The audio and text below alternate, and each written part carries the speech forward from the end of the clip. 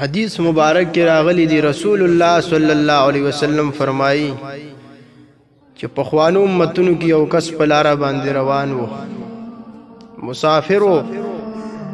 ډیره تند وته ولګېدله. روایت امام بخاری او امام مسلم رحمه الله را نقل کړی دی. دته ډیره زیاته تند ولګېده، په لار ور یو کوی مخې لورلې پاکوی باندې بو کسونه چې د پیدان لو برا استوي او تند و د ډیره زیاته لګېدلې او برداشت نشو کولې، نو د اوبوس کلو د پاره کوی ته کوش چې کله اوبوس کلی په کوی نه برا راوخته، نو دولی دل چې کوی په غاړه کې اوس په ناشته بیجبان دی او هغه د ډیره تند د لاس د کوی په غاړه کې غټي سټلې. نبی کریم صلی الله علیه وسلم فرمایي چې دې سړی ته احساس وشو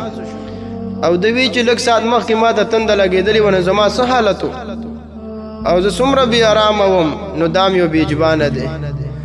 د دم دغه شانتې حالت دی، لہذا دغه سړی واپس کوش شو کوی ته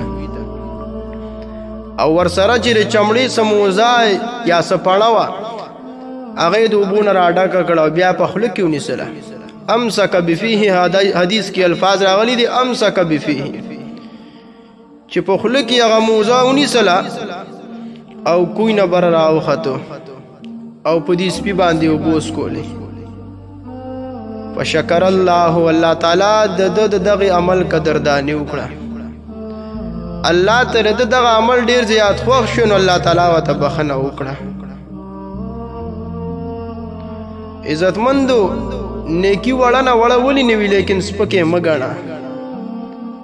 هېڅ پته نه لګي الله تعالی د چا نه په کوم عمل باندې راضي شي او د هغې په ذریعې سره د ده بخشش او د مغفرت فیصله الله وکړي. صحابه کرامو چې کله دا واقعه واورېده، نبي علیه السلام ته وی چې ان لنا فی البهائم اجرا، د الله حبیبه مونږ چې د حیواناتو زناورو سره څه نیکي کوو، په دی باندې خوراک سکا کو، په دې کې مونږ دپاره اجر دی. نبی علیہ السلام ورته وی آو فی کل ذات کبد رطبت اجر، هر زنده او تر جگر لرونکي هغې سر چې کله تاسو احسان وکئ، حسن سلوک وکئ، خوراک سکاک پې وکئ، نو په دې کې تاسو لپاره الله تعالی اجر ښه دی. نو وروڼو که د دغه سړي حالت ته وګورئ، یو طرف ته دی مسافر دی، په لاره باندې روان دی، ستړی دی، خپل منزل ته هم ځان رسوي، دشت او بیابان دی. بل طرف ته یو پیره کوی ته کوش شوی دی، بیا راوخته، لیکن بیا هم د کوی په غاړه کې یو بیجبان ولیدو، نو په زړه کې رحم او ترس راغلی، په هغې باندې اوبوس کولی، الله تعالی ورته بخښنه وکړه. محدثین فرمایي چې ګناهګار سړی دی په خلکو باندې اوبس کوي، دی وجه به الله تعالی د ده نه ګناهونه لر کوي. اسیم ډېر زیات ثواب راغلی دی. حدیث کې راغلی یو ځای کې اوبه موجود دي او یو کس تا نه د اوبو مطالبه وکړه چې ما ته اوبه راکړه او تا په هغه باندې اوبوس کولی، داسې ثواب یې اعتق رکبتن، گویا چې ده غلام آزاد کو، داسې اجر او ثواب دی. یو ځای کې اوبه نه دي موجوده، لکه دا سړی په یو شاړه باندې روانو، یو ځای کې اوبه نشته دی او یو سړی د تندې په حالت کې او تا څه کرالی او تا نه اوبه غوښتې چې ما ته اوبه راکړه او تا په هغه باندې اوبوس کولی. حدیث کې گویا چې احیاها، د دا سړی راژوندی کو، د مرګ نه بچ کو. بله دا خبره ته معلومه شوه چې داسې شاړو علاقو کې په لارو باندې کویې کنستلی شي چې خلکو ته دې نه فایده ملاویږي او اجر او ثواب به الله تعالی تا ته درکوي. نو دا دغه معمولي غوندې نیکي دې وکړه، والله تعالی به دې نه راضي شو، دی وبخو. دغه شانتي یو واقعه او بخاری او مسلم شریف کې یو زنانه متعلق د یو وړوکي غوندې نیکۍ د وجې نه الله تعالی جنت ته بوتو، بخښنې ورته وکړه. هغه د یو ګناه د وجې نه الله تعالی جهنم ته بوتله. دخلت امرأة النار فی هرة،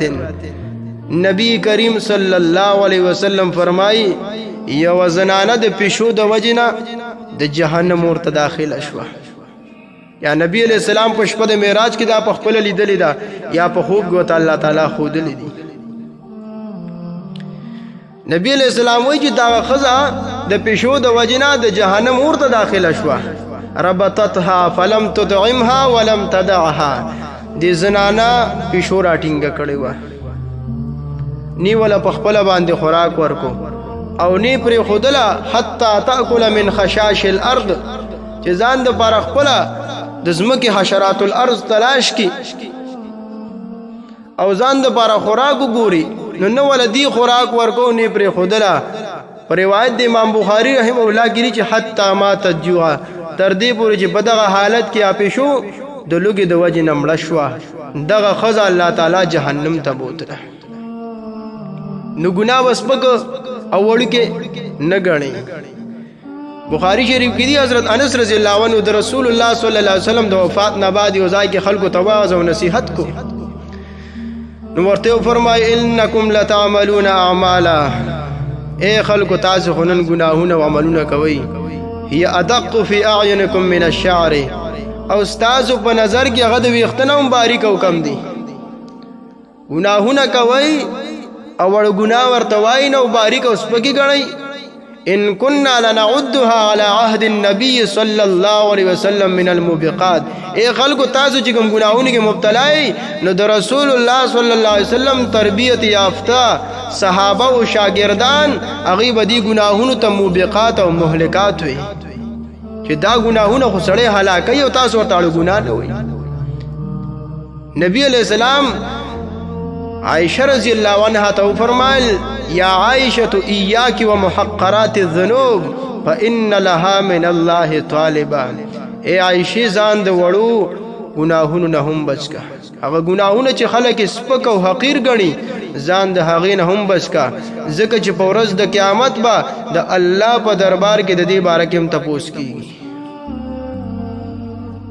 نو عزتمندو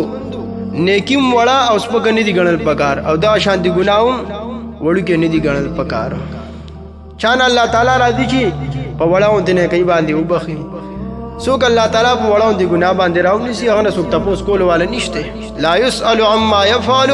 وهم يسألون الله چې سکه دا غنه بدای بارګي تاسو نشي کوله څوک دا غنه تاسو کول والا شته دینا هغه مالک ته او قادر ذات ته او مالک ته په خپل مملوک کې د تصرف اجازه وي او دا خلق چې سکه د دینه الله تعالی تاسو کوي نو په شریعت کې په بیجبان باندې د رحم حکم راغلی دی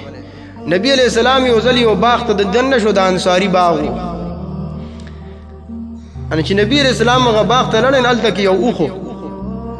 هغه نبی علیہ السلام طرف ته رامنډ کړه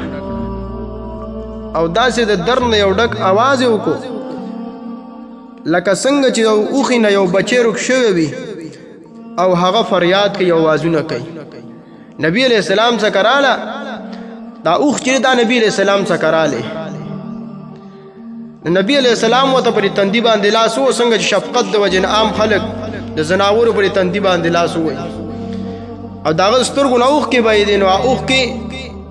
نبی علیہ السلام چې بیا لاس وو نو اوخ کې د سترګو نه بند شوی आवाजونه بس کړ نبی علیہ السلام وی مر رب هذا الجمل لمن هذا الجمل وی د دې اوخ مالک څوک ته دا اوخ وی د چا ده فجاء فتم من الانصار فقال لي يا رسول الله یو ځوان د انصارونو لاله غوي یا رسول الله وی دا زما ده نبی علیہ السلام وتوی افلا تتق الله آیت د الله تعالی نه نیریږي افلا تتق الله في هذه البهيمه التي ملكك الله اياها آیات د الله تعالی د بیجبان بارک نیریږي چې تا الله تعالی د دې مالک ګرځولې نبی علیہ السلام وتوی د ماته شکایت کو فانه شکا الی انک تجيعه وتدئبه دی اخت ماته شکایت کو چې د ما وګه ساتي ماته خوراک نه راکې او په ما باندې ډیر کار کوي ماته تکلیف راکې معجزتا نبی علیہ السلام دغه اوخ په فریاد او په خبرو باندې الله تعالی په نو دغه صحابي ته وی د الله نو یری کدري بیجبان په بارک حدیث کی روایت کې راغلی چې اتقوا الله فی هذه البهائم المعجمه د دې بیجبان په بارک د الله نو یریږي فرکبوها صالحه وترکوها صالحه چې کله سورلې د پاره په سوريږي نو ګوره چې دې ټیک ټاک دیو کنه دي اندامونه ولا وګوره چې چته دی خو بیمار او کمزور نه دی او چې کله په خپل کارو کې نو دومره زیات کار به مګوا چې اندامونه ولا خراب کی او دغه سورلی ستا بیمار شي هغه خلک چې ځان د نن مسلمانانو یې افسوس د شپې د ناوخته پورې په پټو کې د آخري تړلي دغه پرخې ته و د الله بنده ته د الله نه ولې نه یریږي په تا باندې به رحم سو چې ته وبرې ځمکې والا باندې رحم وکړه که نه دې بېجبانه ته وګوره په خپله خو تاله دومره ساړې کېږي چې په دې موسم کې ستا په کامبله کار نه کېږي دوه بړستنې راخلي ځان له